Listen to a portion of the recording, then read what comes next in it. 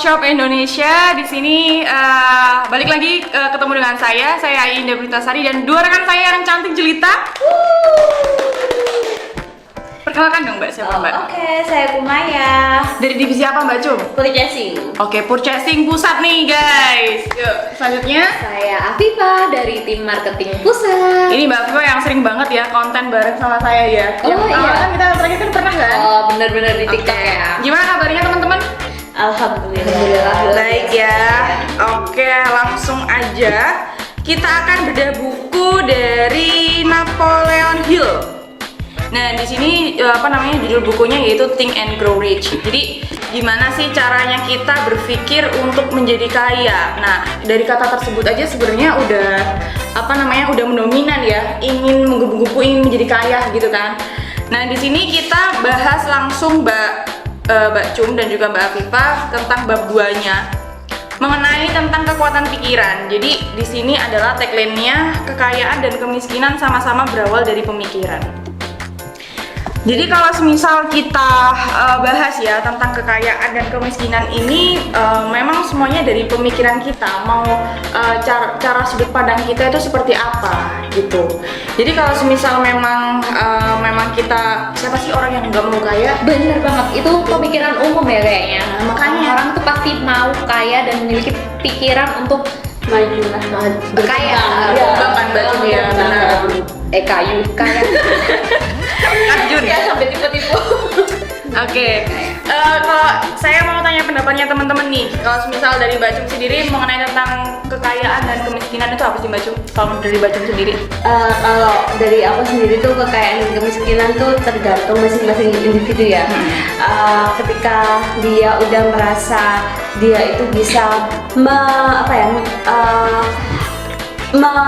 mewujudkan keinginannya, itu menurut dia itu udah termasuk kaya atau mungkin bisa dikatakan tidak miskin ya. Menurutku itu sudah termasuk keinginan kita ya udah tercapai gitu loh. Soalnya semua kan dari keinginan kan ya. Iya, dari pemikiran Iya, kita dari- juga kan Mbak Cum ya, gitu ya. Oke, kalau dari Mbak Afifa sendiri kekayaan dan kemiskinan apa nih Mbak? Dari sudut pandangnya Mbak Afifa tentang dua itu? Kalau menurutku ya, kekayaan sama kemiskinan itu tentunya benar banget yang dikatakan Mbak Cum ya. Tergantung orang masing-masing individu melihat mereka itu kaya atau miskin. Ketika mereka merasa sudah cukup mungkin ya, dengan bukan berarti mereka ketika sudah mendapatkan apa yang mereka inginkan terus mereka nggak akan ingin lebih. Tapi ketika mereka sudah mendapatkan yang diinginkan terus mereka sudah cukup bersyukur, itu pasti mereka juga udah merasa kaya gitu kan. Jadi kalaupun mereka yang orang lain lihat mereka kelihatannya miskin, tapi ketika mereka yang miskin itu merasa sudah cukup kok dengan ini, pasti itu juga bagi mereka itu kaya gitu loh. Itu sih kalau dari pandangan itu gitu. Oke, itu ya dari pandangan teman-teman ya. Kalau dari saya sendiri sih, kalau kemiskinan dan kekayaan itu merupakan hal yang sangat krusial banget ya, yang sering kita dengar ya. Apalagi kalau semisal kita bicara tentang kekayaan dan kemiskinan itu sangat istilahnya arahnya juga ada yang positif dan ada yang negatif juga. Kalau semisal dari kitanya sendiri yang ingin memang mewujudkan kita ingin kaya, ya kita harus maju gitu. Kayaknya kayak apa? Kaya itu garisnya juga luas gitu kan, biasanya kayak ilmu, kayak harta gitu kan. Kayak harta, kayak hati. Nah benar. Nah kalau kemiskinan sendiri biasanya memang kita condong ke masalah ekonomi yang memang biasanya ya tahu lah ya kemiskinan seperti apa kan ya. Nah di sini juga dijelasin Mbak Cum, Mbak Afifa mengenai tentang kekuatan pikiran ini dialokasikan dari beberapa cerita ya. Jadi di sini ada orang yang menjadi mitra, itu namanya Thomas Edison dengan memikirkannya. Menjadi mitra Thomas Alva Edison. Memikirkannya. Ya betul. Nah di sini si Edwin Bernays itu menemukan kebenaran bahwa manusia itu memang semua dasarnya manusia itu berpikiran tentang think and grow rich, kayak gitu. Jadi berpikir dan menjadi kaya kayak gitu. Kurang lebih memang buku ini itu bukan menceritakan tentang trick and hacks gimana kita mau menjadi kaya dan sebagainya ya, tapi ini didorong dari beberapa ilmuwan seperti yang itu tadi yang saya katakan gitu. Orang yang menjadi mitra Thomas Alva Edison dengan memikirkannya. Jadi ada seorang bernama Berners, dia itu hanya punya, ibaratnya dia belum punya cukup uang gitu, dan dia nggak pede. Pertama awalnya dia memiliki keinginan untuk menjadi mitra atau teman kerjanya dari Thomas Alva Edison. Thomas Edison. Nah, dia itu hanya memiliki pikiran dan hasrat. Dia nggak punya harta, nggak punya keyakinan gitu, cukup keyakinan untuk menjadi mitranya si Thomas Alva Edison ini. Jadi dia hanya berpenampilan seperti ini. Yang pertama kan sang penemu dan gelandangan. Jadi dia tuh datang ke Thomas Edison ini dengan kayak ya penampilannya kayak gitu. Jadi si Thomas ini ketika si Berners datang kayak mengira dia ini hanya seorang gelandangan gitu loh. Tetapi dengan tatapannya si Berners bahwa dia itu memiliki hasrat yang kuat untuk menjadi, pertama dia hanya ingin awalnya jadi seorang pekerja dulu lah, pekerja atau karyawannya si Thomas ini. Tapi berkat kerja kerasnya, ketika dia menemukan kesempatan untuk bisa membuktikan kepada Thomas bahwa dia mampu untuk menjadi rekan kerja yang baik, rekan kerja atau mitranya Thomas ini, dia bisa dengan kekuatan pikiran dan hasrat yang kuat dari si Berners ini, akhirnya dia itu bisa membuktikan gitu ke Thomas kalau dia itu bisa menjual. Pada saat itu yang dijual itu adalah mesin pendikte dari Edison, mesin pendikte Edison. Nah, mesin ini tuh pada zaman itu ternyata nggak laku gitu loh, nggak laku. Nah, si Thomas ini kayak, coba deh kamu buktikan kalau emang kamu mau bekerja sama denganku, kamu harus bisa menjual mesin pendikte ini gitu. Nah, akhirnya si Berners ini dengan kerja kerasnya, dengan hasratnya, dengan pikiran bahwa dia aku pengen bener-bener ingin, seperti kata Mbak Cum tadi, kalau kekayaan itu dari keinginan. ya benar, keinginan untuk mewujudkannya gitu kan. Dia pengen menjadi mitranya gitu, mitra dari si Thomas. Dia akhirnya berhasil menjual dari mesin pendikte ini gitu ke Amerika secara luas. Oke, berarti konklusinya dari yang disebutkan Mbak Afifa itu tadi, si Edison ini adalah dia mitranya, mitranya si Berners gitu kan ya. Nah, si Berners ini dia nggak punya apa-apa, bener nggak? Dia nggak punya apa-apa, dia nggak cukup materi, tapi dia punya pikiran. Nah, yang dikatakan dari buku ini adalah condong dalam pikiran. Kalau semisal memang kita mau sukses, ya pikiran kita harus diubah, bener nggak Mbak Cu? Nah, bener, iya kayak gitu. Nah, kalau dari Mbak Afifa udah nih mengenai tentang apa tadi case yang sang penemu gelandangan tadi ya. Kalau dari Mbak Cum sendiri? Kalau aku sih bukan case yang gitu ya. Kalau aku lebih ke case mungkin ini bukan kita tentang kekayaan, tapi lebih berpikir ya. Ini ada Napoleon. Nah, Napoleon ini kan punya anak kedua. Anak yang kedua ini dia itu gak punya pendengaran, dia tuli. Nah, di situ siapa nih si Napoleonnya ini kayak down gitu loh. Dia itu berpikir gimana sih caranya agar anaknya ini biar bisa mendengar dan nggak bisu gitu loh. Akhirnya dia pun setiap dia tuh kayak ngerancang mengembangkan imajinasi kayak agar anaknya ini bisa berbicara, nggak tuli juga gitu. Akhirnya setiap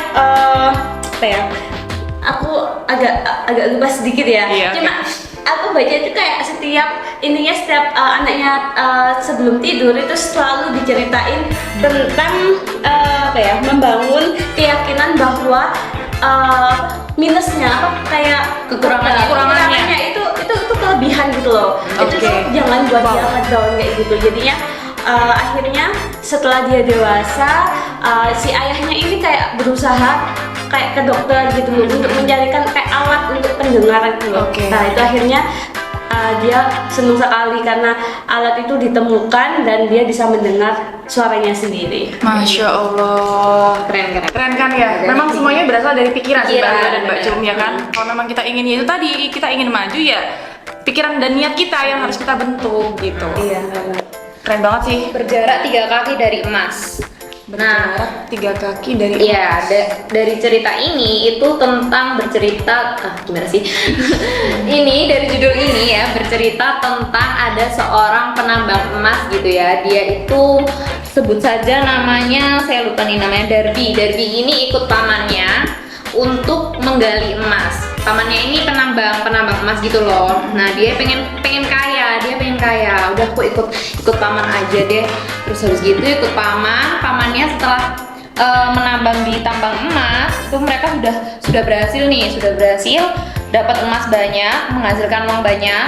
Nah, si Darby ini kan seneng ya. Terus ketika ada di suatu titik di mana tempat tambang emas itu sudah mencapai kayak ujungnya gitu, urat yang tadi dikatakan udah bawah banget kan? gitu ya, pokoknya di tambang emasnya itu kayak udah habis gitu emasnya. Nah, si Darby sama si pamannya ini udah kayak mau nyerah, udah nggak ada emas lagi nih, udah balik aja deh. Akhirnya mereka menjual barang-barang buat alat-alat yang mengambil emasnya itu dijual ke, aku lupa ini dijual si tukang loak, dijual ke tukang loaknya. Kemudian sudah kan mereka akhirnya pindah kerjaan gitu ya. Di sini nggak ceritakan mereka pindah, pokoknya udah terus menceritakan si tukang loak ini akhirnya memanggil ahli untuk mengecek apakah si tambang emas ini masih ada nggak sih emasnya gitu kan. Nah, ternyata setelah dicek itu nggak jauh dari tempat si berhentinya Darby dan pamannya itu, berjarak 3 kaki atau 900 meter dari tempat terakhir Darby sama pamannya menggali itu ternyata ada emasnya. Jadi intinya adalah di depan kegagalan itu adalah ada kesuksesan yang menanti gitu kan. Jadi kita nggak boleh nyerah atau putus asa. Kita harus mendapatkan apa ya, misal kayak mentor atau ahli untuk mengcoaching kita. Iya, untuk melatih, apa ya, bukan melatih sih sebenarnya. Terkadang tuh memang orang kalau misal berada di situasi kegagalan itu langsung down gitu kan ya, langsung bener-bener putus asa gitu kan. Nah, sebenarnya pada waktu memang kita ada kegagalan, kita seharusnya ada yang pendapat ahli butuh pendapat seseorang yang memang kita gunakan untuk membuat kita semangat lagi gitu loh. Dan kurang lebih seperti itu. Konklusinya adalah seperti itu dari cerita tersebut. Ini general dari buku bab 2 ini ya. Kita dituntut untuk menjadi seorang yang memang mempunyai segala hal itu, ya berporos pada pikiran ataupun hati kita, niat kita seperti apa, kita tata nggak itu semuanya kayak gitu. Jadi kalau semisal memang kita nantinya miskin, kita nantinya kaya juga, itu semuanya yang akan apa namanya yang akan menjawab semuanya itu adalah ya kontribusi kita, usaha kita selama ini gitu loh teman-teman. Kalau dari saya ngambilnya secara keseluruhan seperti itu. Jadi yang disampaikan Mbak Cum tadi tentang Napoleon, terus tentang Pak Darby ya, Pak Darby, Pak Thomas dan Pak siapa tadi? Pak Bernas. Itu semuanya sebenarnya saling berkaitan. Ceritanya adalah berawal dari susah dulu, pemikiran susah dulu, gimana pemikiran tersebut dibentuk kan, yang awalnya memang susah, kalau memang sudah dibentuk pemikiran yang memang oke, nah dia akhirnya dapat tulahnya, dapat gift-nya, dapat hadiahnya, dan secara benefitnya memang berkualitas kayak gitu. Nah, emang kekuatan pikiran itu benar-benar berpengaruh gitu ya. Ketika kita berpikir positif, itu akan menghasilkan sesuatu yang positif gitu. Ketika berpikir negatif, itu hasilnya juga nggak bakalan bagus gitu. Benar. Itu termasuk hukum alam sih Mbak kalau menurut saya. Karena memang kalau misal memang kita awalnya berpikiran negatif, ya ke depan negatif terus kayak gitu. Kalau dari Mbak sendiri gimana tentang kayak gitu Mbak? Kalau kayak gitu ya, kalau aku sih memang apa ya, mindset kan penting banget gitu loh. Karena dari mindset itu kita itu tahu kita tuh bakal ngarah kemana gitu loh. Keinginan juga bakalan terarah gitu loh. Kita mau berproses kayak gimana kan karena mindset itu tadi. Kalau kita coba berangan-angan ya udah nggak akan jalan, nggak akan tercapai kayak gitu sih. Oke guys, sekian dari kami bertiga, bedah buku yang memang cukup singkat sekali ya, tapi yang diambil dari kisi-kisi bab 2 ini memang lebih kepada kita kalau misal berada di situasi atau posisi yang memang gagal, ya udah kita mau arahnya kemana gitu kan. Kekuatan pikiran dan hasrat itu Iya. sungguh Itu important. beriringan gitu jadi. Beriringan. Oke. Mungkin dari Mbak Cum atau Mbak Viva mau menyampaikan pesan untuk teman-teman Semanggi University. Stay positif, Stay healthy. stay Tetap positif, semangat. tetap semangat, dan jangan berpikir negatif. Oke. Think and grow rich. Berpikirlah untuk menjadi kaya. Oke, saya ucapkan terima kasih untuk dua rekan saya, Mbak Cum dari divisi purchasing dan Mbak Afifa dari divisi marketing. See you on the brainstorming yang untuk selanjutnya. Thank you. Selamat sore.